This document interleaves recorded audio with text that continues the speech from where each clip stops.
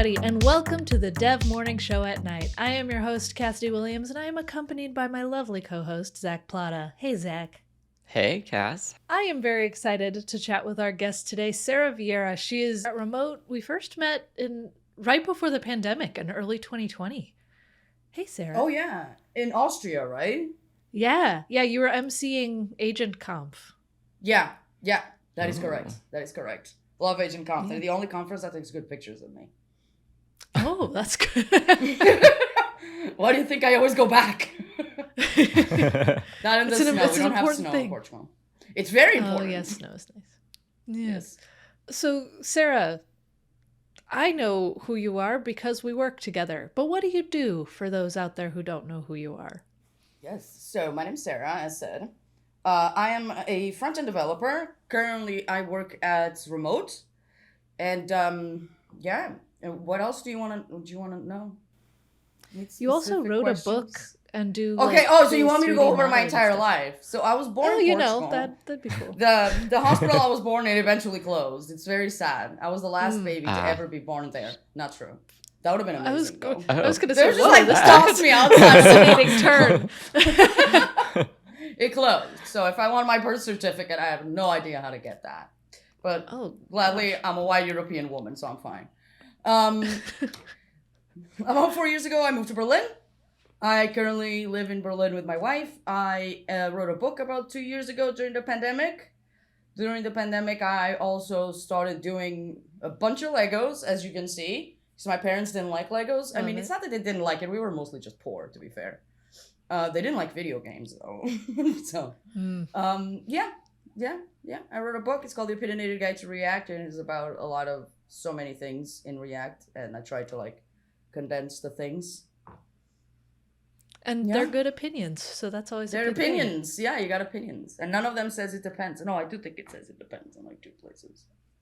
As a true I'm ashamed to my country. Engineers. It depends. Now, Sara, I also caught that you're the founder of QueerJS.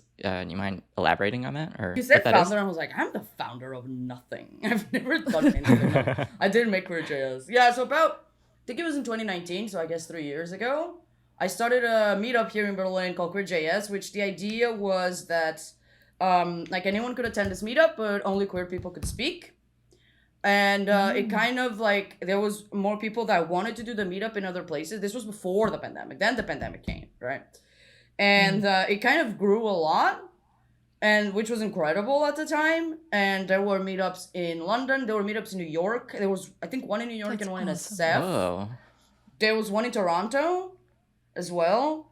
I think those are the only ones that weren't in Europe. And then there was a crap ton in Europe. There was Barcelona, Lisbon, Berlin, Amsterdam, a bunch of them. That's huge. We just had, the last meetup we had was actually last week. We had one in Berlin. It was the first time after the pandemic that we did a meetup. We did it at the pitch office. It was really, really nice. I got lost. But eventually I made it there 45 minutes late, and we had the minute. No, it was fine because I was supposed to be there an hour before, and I was there 15 minutes before. There you go. That's there you go. You can take the Portuguese out of Portugal. You can't take the You can't. Wait, what? You can take the Portuguese out of Portugal, but you can't take the Portugal out of the Portuguese. I will always be late. Nice. That's the point of this story. Yeah, so I'm really happy how QueerJS went. We can now pay for people's travels and everything. One person came from Amsterdam because we have an open collective. Wow. So it's really, really nice. That's amazing. That's so cool. The Dev Morning Show at Night is a sponsored podcast. I mean, someone has to pay the bills around here. We're sponsored by LaunchDarkly, and LaunchDarkly is the first scalable feature management platform. That means dev teams can innovate and get better software to customers faster. How? By gradually releasing new software features and shipping code whenever they want, fast-tracking their journeys to the cloud, and building stronger relationships with business teams. Thanks for the money, LaunchDarkly. So, Sara, what are you working on right now? So besides working at Remote, obviously, I'm also helping a friend of mine who's I'm also helping a friend of mine who's making a startup. So I work that on my off days, like Saturday and Sunday sometimes, and after work. He's making a startup called Web Studio. He's here from Berlin, Oleg. And it's been really fun to start something from start. And I don't know how, but I became the DevOps person, kind of.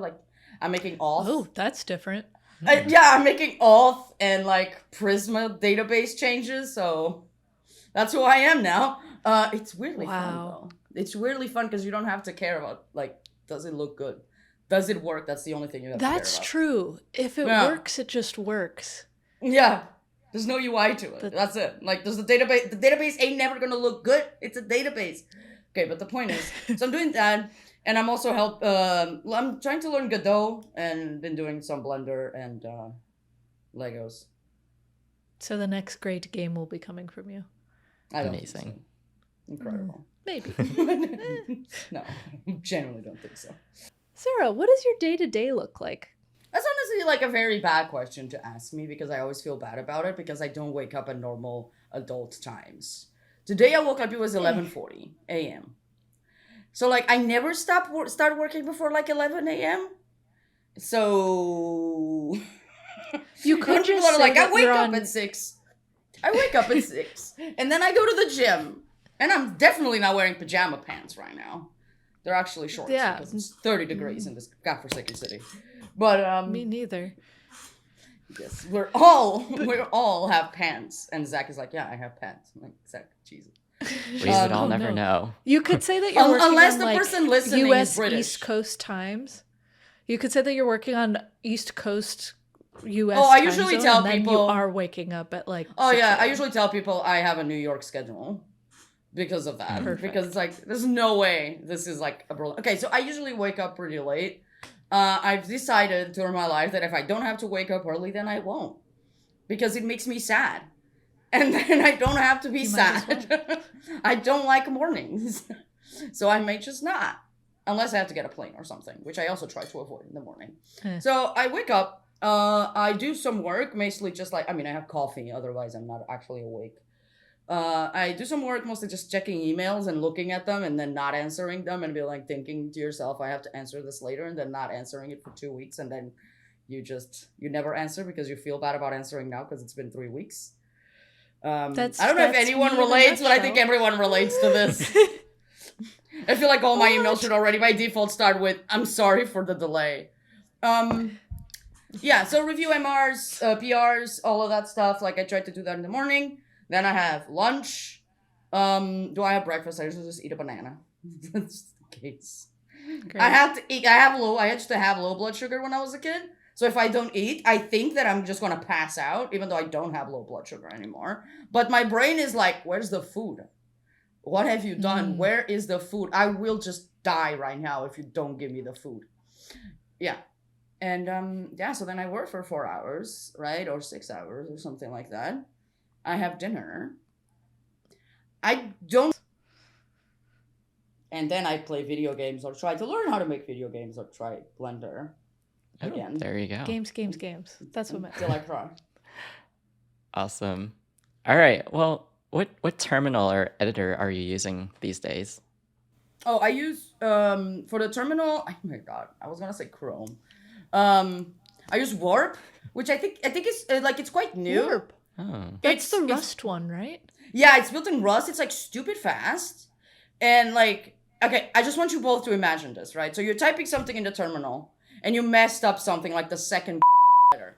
What you can do in Warp is Command A and go to the beginning of the line, because the line is just a text editor. You can click on things. It's incredible. Everyone has to download this. Seriously, I can't recommend it enough. I can't. I should have asked if I could curse in here. You can't, but we have editors for this. Sad. For the editor, I'm the same. I use VS Code. So when I was like young, like a teenager with undiagnosed ADHD, I used to like. You're like, interesting. I used to just do a bunch of stuff in computers. Like I learned the basics of pretty much everything. Like After Effects, not VS Code. I was gonna say After Effects. What's the other one? Premiere, and like Photoshop and all of that stuff. I never understood the point of Premiere. It's just a paid movie maker. To be fair, It's Windows Movie Maker, but with more. Yeah, it's like fancy movie maker, and now you have DaVinci Resolve, so it's like, ¿por qué? Yes. So, And then, like, my dad was, when I was a kid. Oh, so when I was a kid, I learned some Blender. I looked at it, I cried, and then I downloaded cracked Cinema 4D because that didn't look as bad. Yeah. Blender has come a long way in the Oh, yeah, past Blender looks good decade. now. Like, they've actually hired designers and everything, and, like, the UI is good now. I think it looks better than the rest of them now, actually. But that's just my opinion. nice. I mean, I also am the one that looks at it, right? But on the other side, like, if you look at Unity, Unreal, and Godot, like, Godot actually probably has the better UI, and it's also the one that's free and open source. Yeah. So I don't know. Open source will eat all software. Anyway, go on. Somebody will make the icons for you, and you don't have to make them. It's like, oh my god. No, that's not the point. I was going to say old Unreal. Unreal 4 looked so bad. It had, like, bevels and things. Remember bevels, y'all? It's Good times. It's good. I'm getting you back on topic so we don't run So out of my time. dad, right? He was a 3D designer. So, like, he just made buildings. Oh, cool. For So he made buildings and stuff. Like, it's not that cool, but it's, okay. He made the buildings that you go and, like, then you show to project developers and stuff like that. And he wanted to make a website for himself, but he doesn't have any design skills. And when I say any, I mean none. I mean, at that time, I don't know if he does now. I don't know. Did he grow as a person? Who knows? Let's ask him. And so, like, I remember that he showed me the website he made, and I was very angst as a teen, right? Weren't we all? I was very emo as a teen. I was very angry at everything because basically I was emo and gay and had undiagnosed ADHD, and I went to Catholic school, so all the pieces play out. And so I looked at my dad and I was like, "That's cool, but that kind of looks like crap." And he was like, "Can you do better?" And I was like, "I'll learn," and I did, and I learned, and I made him the website. And then I was like, wait, I kind of like this. And then I found that I could get paid to do that. And I was like, hells yeah. And then I found that I could get paid actual money to do that. Like, it was a job and not just 50 euros a month. And I was like, hells yeah. So I started doing programming. Like, I think the part of me that still wants to learn everything, like all the, like, random software still lives, right? Yeah. And I still kind of want to learn everything. But I found one thing that I'm like, I'm okay at this, Sarah. Don't further away. You're fine. You found the one thing. You got very lucky. Because I know that if I was, like, passionate about painting, I would still be living with my moms and trying to make it in painting, even if I sucked. So I got real lucky. Could have made it, maybe. I don't have any connections in the art industry. Valid point. Get into that whole topic another time. Anyway, let's go into rapid fire questions.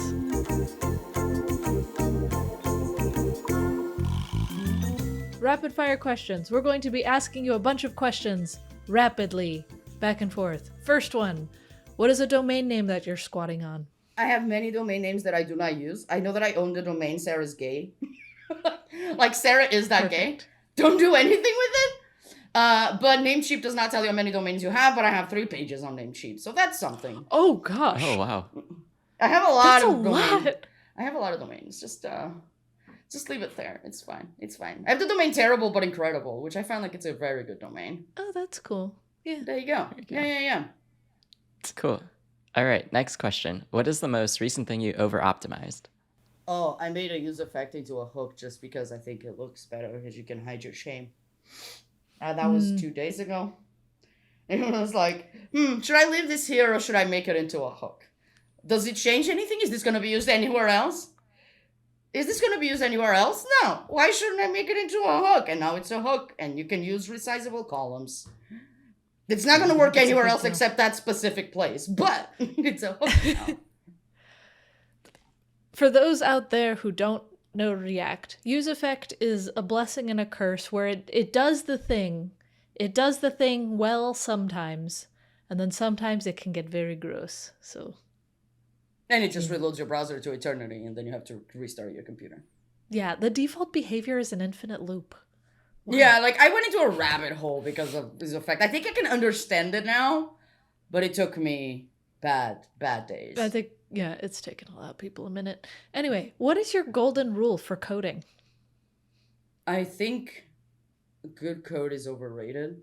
And this is a very controversial thing to say, but I don't think code is art. I think code has a purpose, and the purpose is to build something.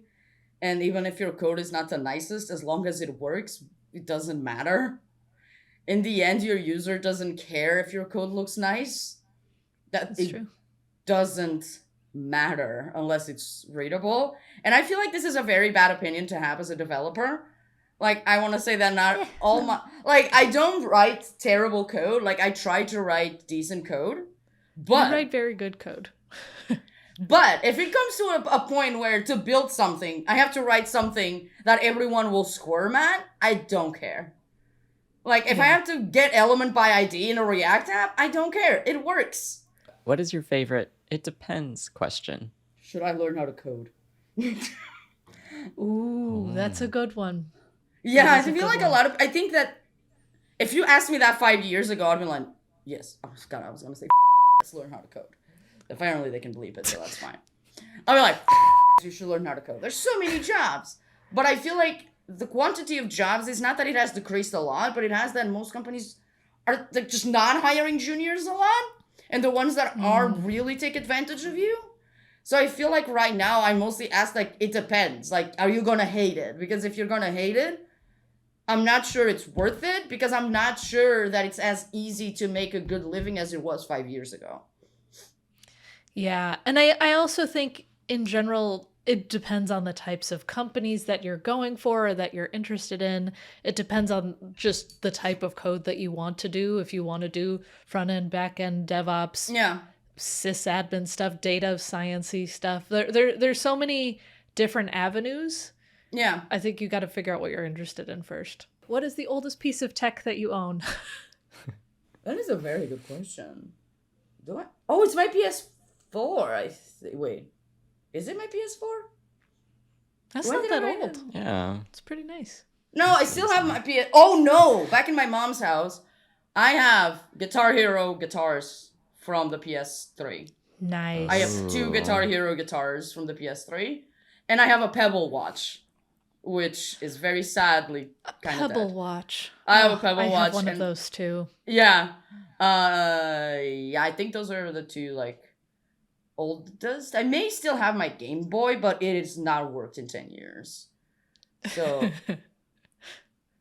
it exists, and maybe it'll work I think it's someday. there. It's probably there, right? I don't think my mom threw it in the trash, but I remember him. He was yellow and had like a Bulbasaurus sticker. It was a good boy. He was a good boy. Aw. All right, next question. Have you written a piece of cringy code? And if so, what was that lately?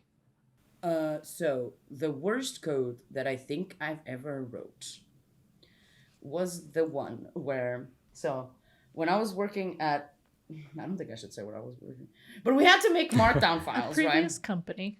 When I was working at previous company, we had to so we had these markdown files, and they made this, this was for designers to like everyone else to be able to contribute. And one of the designers came to me and he was like, what if this did an accordion? And I was like, but this is a markdown file. This is not a React component. How can I make this to an accordion? And he was just like, but what if it did? And I was like, no. I'm like, well, what if it did? And I was like, fine. You know what? Fine. So how that works, right, is that it has a use effect, obviously. And when it loads the page, right, all of the things, it goes through every H2. If you don't add an H2, it won't work. That's how it is. It goes to every H2 in the page. It finds all the P's after that H2 until the next H2 and hides them. Oh, and just deletes them. Oh, gosh. And then it it doesn't delete them. It doesn't delete them. It hides them. Like it adds a class of hidden or something, or style hidden. Okay.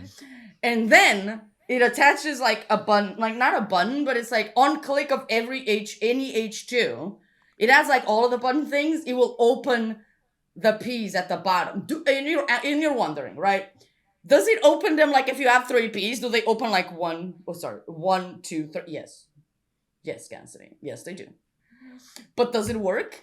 Yes. Is it disgusting code? Yes. Did I one time even gave it to a friend of mine because she needed some code that did the exact same thing, and she looked at me and was like, I'm not gonna judge you because I'm gonna use it, but what the is that? Yes. But now you have an accordion. Yeah, and it's in a hook, so no one knows. Like, you open that page and it just says use accordion, and someone's like, wow, there's a hook for that? That's a great And then hook. they open the page and there's a comment at the top saying, I'm sorry about this. I'm sorry. I'm like for thinking what of I've that. I'm like thinking of that TikTok sound that's like, wow, she's really good. done. Yeah. Wow. Then they open and they're like, wow, this goes, wow. Oh Yeah. no. Oh man. Okay. What is your favorite programming pun? It's one that I've heard from Sara Vieira, and I've been thinking about it for 20 minutes, and I can't think of what. Oh! Oh my god, what was it? Okay, Cassidy, you gotta help me out here. There was one, I heard it, is my internet dead? No. I heard it from Sarah, that was like, you know what this is in JavaScript? It was something like that. Oh yeah, and I don't either. Or something. No, it was something that was really good. It was good. It was actually good. And I will die on this hill. It was really good. I think There she is a stole it good from pun someone that exists. And there is Done. one, and I Done. can't think of it. Oh my god, the worst pun though Oh, man. is the I love you pun, but instead of saying you say view. Did you ever hear that? Mm, No, but there it is. yeah. There it is. I love you. That's the one. It reminds me of like the worst corporate pun I've seen, and it was done by the WeWork CEO, Oh no. but he called himself the CWO. Oh no. The CWO. Yeah. Cuz WeWork. I hate everything. Last one. What is your most used emoji? I think it's actually like the what's the name of this? Like the party thing where you have the little Oh, the like And then little you- party triangle. yeah. Yeah, I think if I'm I seeing don't it on my actually know phone. what that one's called. I always alias it to party triangle. I think it's party pooper, but I don't think it's party pooper. I think it's something else. Party but yeah, it's popper? that one. Popper. Yeah, it's that. Yeah, I like that one. Ah, Yeah. there you Yeah, go. I think it's Party that. pooper and popper are very different things, but you know. Oh, I also really use the one where it's like there's a tear but he's smiling. Oh yeah, that's a good new one. I really I- like that I do one. use that I like one a that lot. one. Yeah. It's good. It's good. It's nice. It conveys a lot of solid emotions. Absolutely. Okay.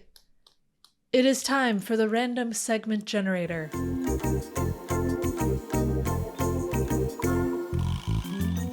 There will be random segments, and we will pick from them, and you're going to answer questions. The first one is Talkin' Ship/sip. We're going to spill some tea. What's something that's underrated or overrated in the dev community, in your opinion? Something that's incredibly overrated, I feel like it's TypeScript and code quality. I feel like TypeScript is good. I don't precisely hate TypeScript. I just think that we all need to stop. Like, we all need to stop, look around, and wonder, does this single page application that has 2 pages really need TypeScript? Does it Yeah. really need TypeScript in these styled components? It does not. I'm gonna answer Right. that for you. And that's my thing. Why did I say thing? That's my thing. So I do think it's very useful when it comes to like state management and design systems and stuff like that. Right. But I'm I like- think it's good in large teams because it like Yes. forces people to stay within certain boundaries and stuff. But on side projects and smaller things, I agree with you. It's also like, would you use prop types for this? No, then why are you using TypeScript for it?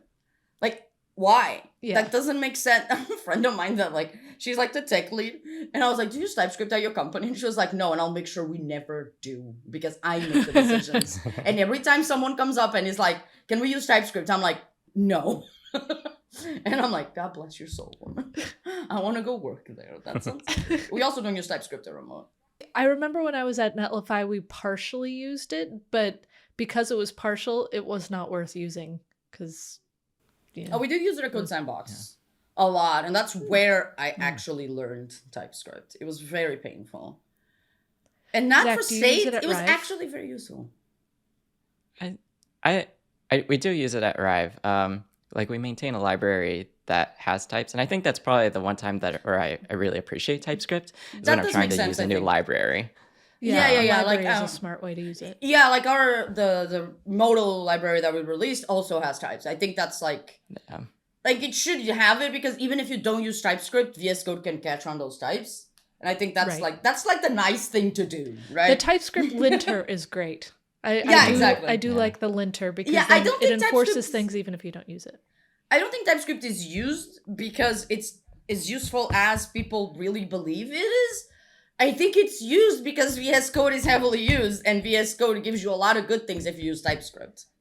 It's Yeah, that's true. autocomplete. Like, don't lie to me. It's autocomplete. If VS Code did not have autocomplete, would you still use TypeScript? That's the real question. All right, moving on to the next random segment.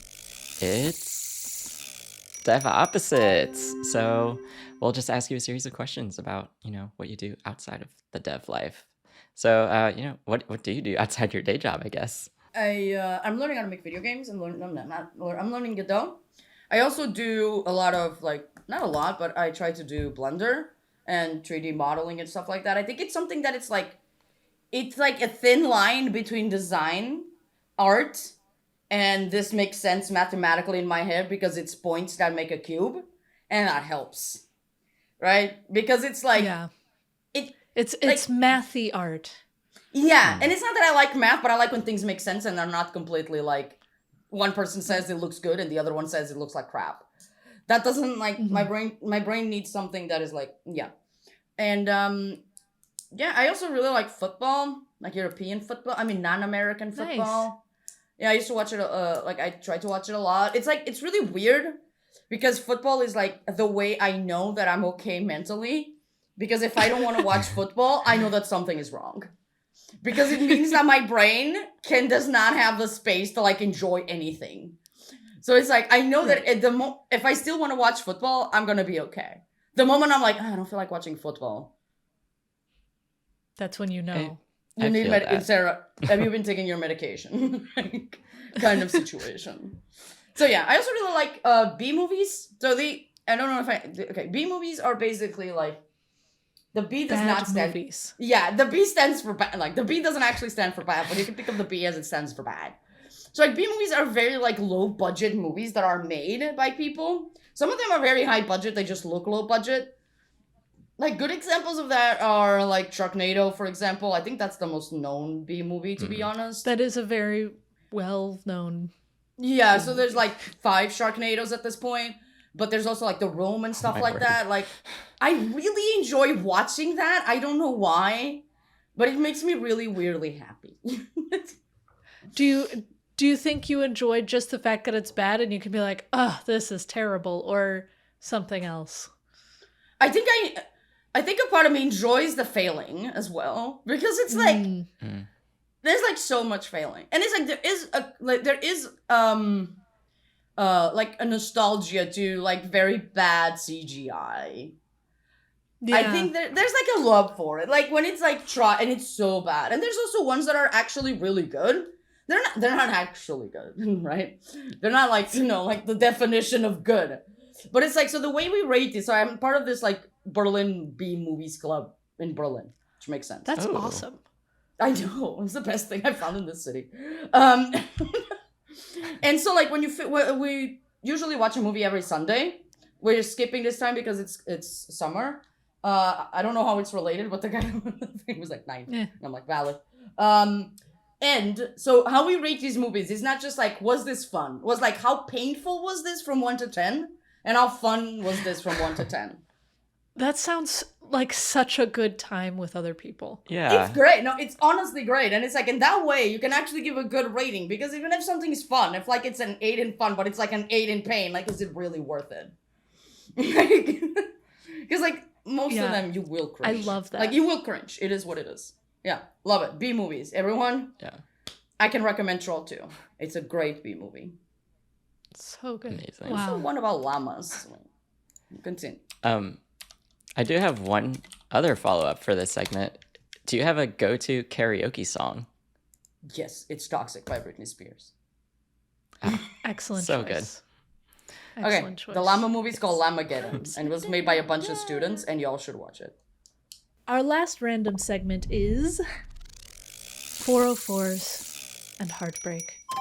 What is something that was taken off the internet and is a page not found that you used to love? It's not really a page not found, but Pebble in general. Yeah, Pebble. Like The entire existence of Pebble was very hard for me to take in. Like, the fact that it just died and they took all the servers out and everyone stopped being able to use it. Like, I think you can use it now with, like, some Rebel group of people. Yeah, Rebel. Yeah. But it's like, it was such a love thing, and there was never a possibility for them to just be like, y'all, here's the thing, can y'all host it? And people would have been like, sure. But they never gave people the possibility to do that. And I know people who still use a Pebble. Like, I was using it last year. I know a guy that still uses it. Like, it's very, very loved. And it was for people who don't sad. know what Pebble is, by the way, it's a smartwatch that was like the OG smartwatch, but it was open. And so anybody could make plugins for it. It had kind of like an e-reader type screen.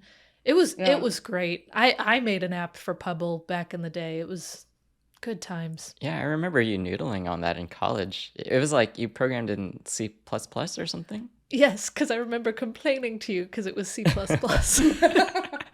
We feel the pain. But it was great. Like, it was great, and it was cheap.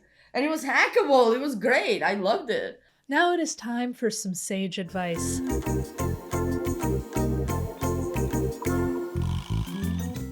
And I'm going to take a leaf out of Sarah's book and say that my advice to you is don't meddle or worry so much about your code quality. When you're writing your code, if it works, and ship it.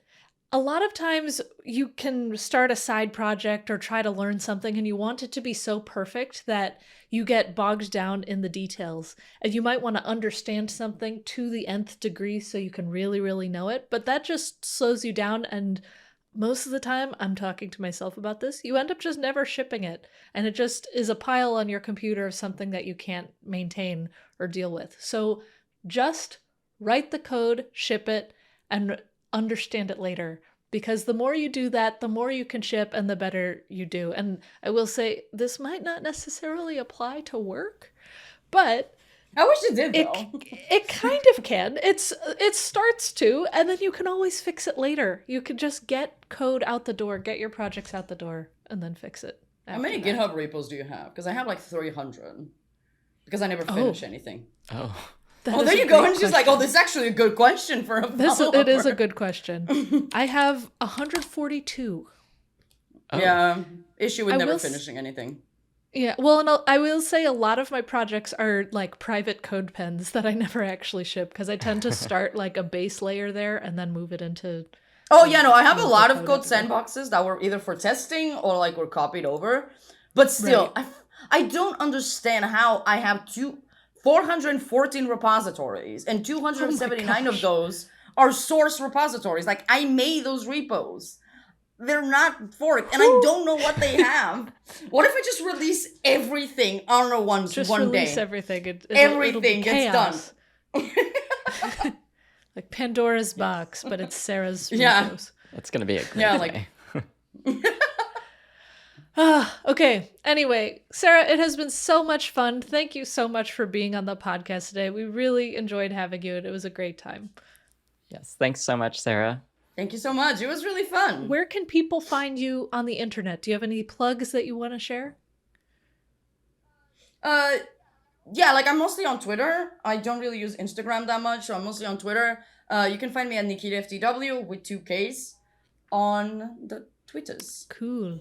And once again, because making podcasts is expensive, this show is brought to you by LaunchDarkly. LaunchDarkly toggles peaks of 20 trillion feature flags each day, and that number continues to grow, and you should use them. You can head over to launchdarkly.com and learn about how.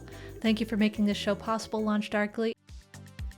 I've been Cassidy Williams. You can find me at Cassidoo, Cassidoo, on most things, and I'm CTO over at Contenda. I'm Zach, and I'm a DevRel at Arrive, and you can find me on Twitter at ZachPlatinum. Thank you for tuning into the Dev Morning Show at night. Make sure you head over to our YouTube channel where you can like and subscribe. You can also listen to the audio version of this wherever you get your podcasts.